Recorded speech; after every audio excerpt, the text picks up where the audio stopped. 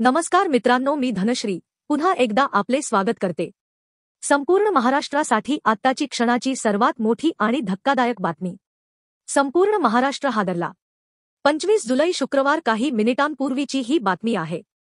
तत्पूर्वी या चॅनलवर आपण नवीन असाल तर चॅनल सबस्क्राइब करा व समोरील बेल क्लिक करा, जेणेकरून महाराष्ट्रातील ताज्या बातम्या तुमच्यापर्यंत सर्वात आधी पोहोचतील। तोंडावर ओढणी बांधून ती पुण्याच्या मेडिकल स्टोअरमध्ये काही वस्तू खरेदी करण्यासाठी गेली होती। जोराचा वारा आल्याने ओढणी उडाली आणि दबा धरून बसलेल्या पोलिसांनी तिला ओळखले। तसेच क्षणाचाही विलंब न लावता ताब्यातही घेतले। ताब्यात घेतलेल्या या महिलेने आपल्या पतीची काही दिवसांपूर्वीच हत्या केली होती। या खुनी महिलेचे नाव चमनदेवी असे असून तिची कसून चौकशी करण्यात येत आहे। प्रियकराच्या मदतीने क्राईम नालासोपाऱ्याच्या धानिमबाग येथील ओम साई वेलफेअर सोसायटीमध्ये राहणाऱ्या महिलेने आपल्या प्रियकराचा मदतीने पतीची हत्या केली होती।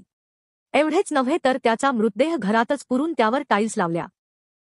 या हत्याकांडानंतर ही महिला 19 जुलै रोजी 5 वर्षांच्या मुलाला सोबत घेऊन प्रियकरासह पुण्याला पळून गेली होती।